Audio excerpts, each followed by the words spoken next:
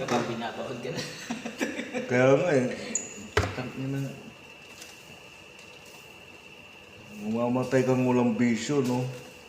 Tapos ganun ang itsura mo, nahirapan ka. Di putang na magbisyo ka na lang. Ganun din naman eh. At least,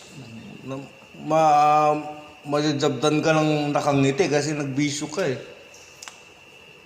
Hindi mo pinigilan yung sarili mo, no? Pero huwag naman yung sobra. Oo kasi, dadalhin. Madadali ka talaga. At least, konting bisyo lang. Mabibilis pa ka. Bibilis ka talaga. Kung nangyari sa kanya, walang bisyo. Pinigilan yung sarili, no? Tapos, ayan, hindi, nahirapan lang din.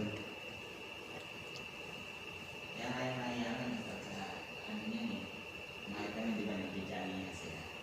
Kasi wala nang ginagawa pagka sa trabaho, nakaupo lang eh. Wala kang nakaupo eh.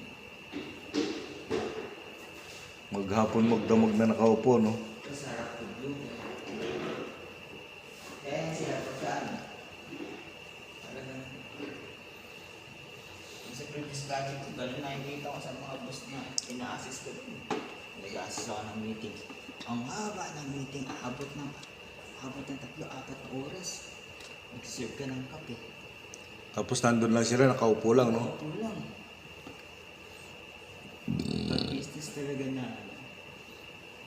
Ang haba ng meeting. Kaya pagka break time na nakita ko, pagka kumakain niya sila. Nakita ko na sila, umiikot ng office. Nakaganon sa red nila. Kinakount yung step. Tapos may pupunta na clinic yun, papabitin mo. Ganyan yung mayayaman conscious na sa ano pagka Pag may mga edad na, no? nakikita ko yan sa ina-assist ko sa mga sa BPO na ano, executive na ano. Ganda pa rin talaga yung naranasan mo rin yung kahit na parang sarap, no? Kahit na walang pera, no? Oo.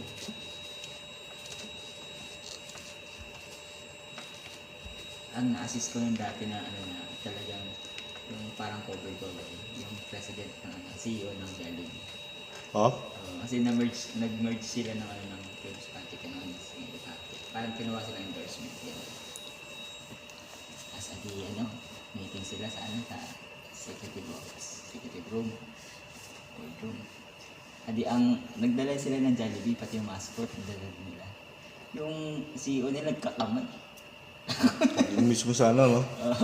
Nagsisi ano, yung sinerve ko na yung dala nilang food. Kakamay siya eh. Yung tala yung boss namin, tinidor tsaka kutsing.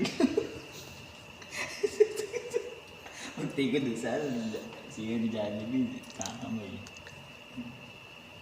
May iba-iba talaga pagka. Tapos parang cowboy ka. Ganda yung ganun.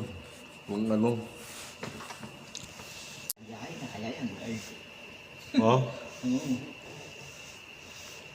Lahat na nasa yung nag-guard dyan, nagtabaan. Tapos, buhay pa kaya yung mga yun. Nakaupo lang. Upo lang sa desk ng ganyan. Yun lang. Pagkapon na yun. Tapos bihira pa yung tawag kasi ano eh, tenant lang sila dun eh. Tenant eh. Bihira ang tawag.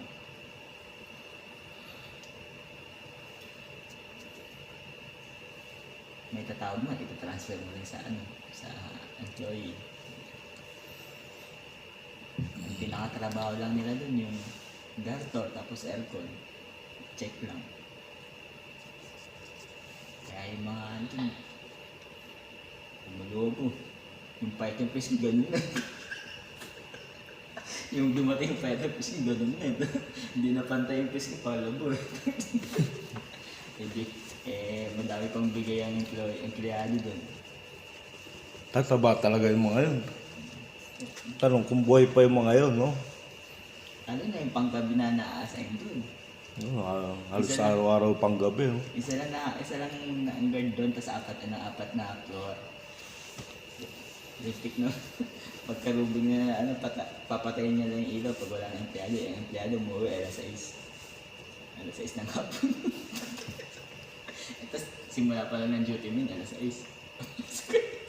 Wala na empleyado. Nandun lang magdamag. Wala na ibang gagawin, no? Walang gagawin yun. Yan, guard dun talaga man. Doon lang sa CCTV room. Tapos di aircon pa. Puta, sarap nun. Aircon pa yun. Tapos libre pa kape. Diyos, Kasi nakabendo dun eh. ang lakas sana. Diabetes.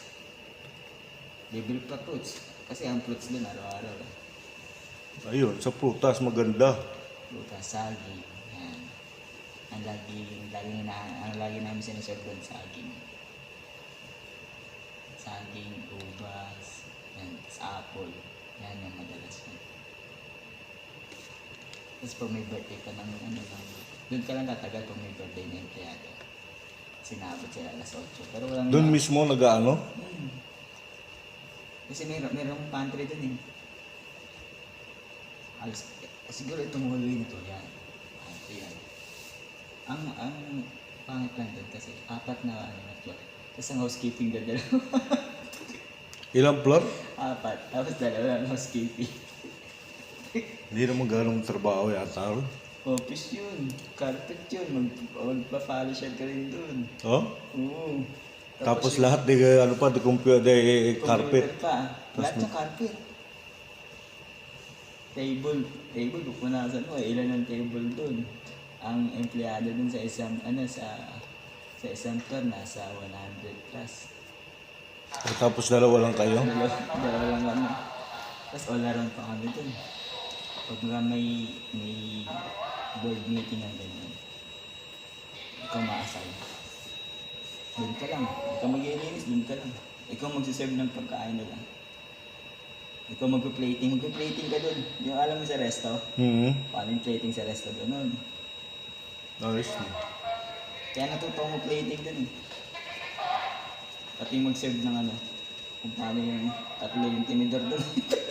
Tapos pati yung kutsara doon, 3 eh. Tapos yung kutsilyo sa isang serving lang. 3 kutsara, tapos 3 Oo. tinidor, tapos kutsilyo pa. May kutsilyo pa yun. Kailangan alam mo kung paano yung pagkakasunod nun. Tapos may baso siya, may baso pa yun. May baso para sa tubig, may baso para sa wine. May baso para sa sa red wine. Ganyan. Magkakaiba kasi yung yung pag red wine, iba yung baso nun kaysa dun sa tequila. Pag yung tequila, yung maliit lang. Maliit lang. Yung parang pang taon lang, no? Pang tagayan lang talaga, no? Pag yung tequila, yung may sa ilalim, no? Ang pinaka doon, majority doon, mag-runs ka ng coffee. Titingnan mo ng coffee. Meron, may bisita, may guest. Pag 10 yung guest, nag-request ng coffee, isa-isa mo yun. Would you like the coffee? Offer mo. Tapos mangyayyan, cappuccino. Ikaw mag-titimpla nun. Kasi may sila doon eh. May coffee machine sila doon eh. Ang coffee machine doon, black lang. Ikaw na bahala sa akin sa magiging cappuccino. Paano mo gagawin cappuccino? Nagbubrod nga, nga ako doon. Nagpupurot nga ako ng gatas doon para bumula yung gatas. Tapos tsaka mo siya, lalagay sa baso. Yung mga design sa Starbucks. Isa na design to, puro pabilog. Yung may mga daon-daon pa ngayon, eh. Mga daon-daon, hindi ko kaya mga daon-daon eh. Isa lang nagawa ko na yung heart pa eh. Ay, tsaka pabilog.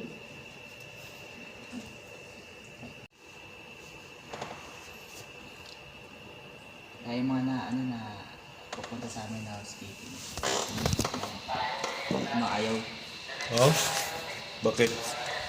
Harap ka sa sa CEO. Sa mga boss, no? Mga boss. Na-servan ko na nga ng CEO ni BDO, PPI, Jollibee. Yung Euratex. Yan na, Euratex, bibigyan sila sa amin ng token. Sa unan. pirmahan sila ng kontrata. Tapos, bigyan sila theoretics ng mga unan. Ganda rin yung unan nila.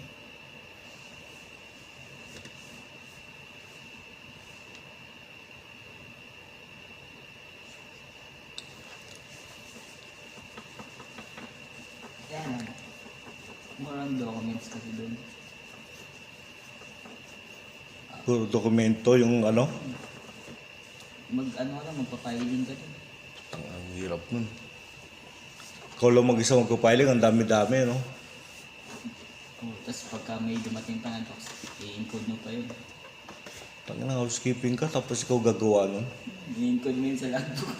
Tapos pag na-encode mo na, ano mo pa yan, i-segregate mo pa yan na kung anong department.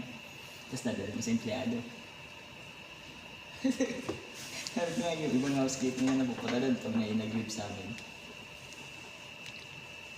Ang pinaka doon, ay na high blood si yung maintenance. Bakit? Pag ginagawa pilit ilaw lang. Isa lang yung maintenance, palit ilaw lang yung trabaho. Kasi bihira yung troubleshoot sa Pag may troubleshoot sa computer, IT gagawa hindi sa kanya. Tapos pag may troubleshoot naman sa aircon, hindi naman siya yung gagawa kasi tenant kami. Yung building maintenance yung mag-aayos. Hay lang, no? Tiga palit lang talaga. Tagapalit lang siya ng ilaw. Tapos pagka alam yung FDAS, knowledge niya. Yun lang. Ayun lang yung trabaho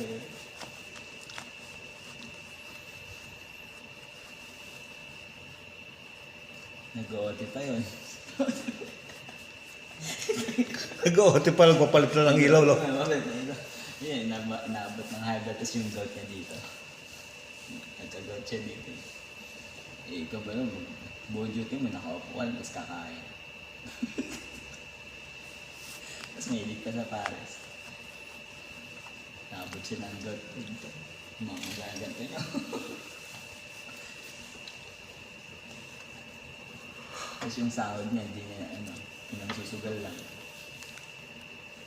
Kasi dito kasi ang maintenance dito, di ba, paglaran sila. Tapos minimum lang. Dun sa amin, meron silang allowance. Oh? Dito wala, tinanong ko yung dati dito na katanggol dati. Nag-chalo tanggol to dati dito. Pero dapat may allowance sila, di ba? Kasi skill yun sila. Bayad.